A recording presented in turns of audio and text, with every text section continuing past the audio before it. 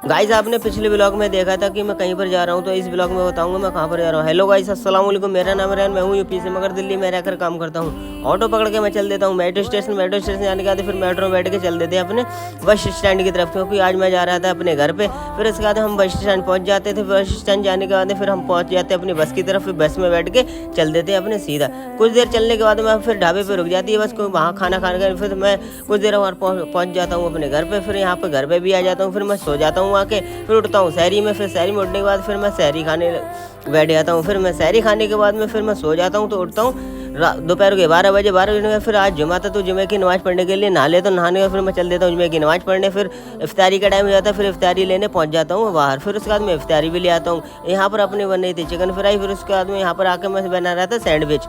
फिर उसके बाद में जे भी बन जाता तो फिर अपने इफ्तारी हो जाती है रेडी। यहाँ के मैं इफ्तारी भी कर लेता हूँ। जब तक के लिए अल्लाह हाफिज़।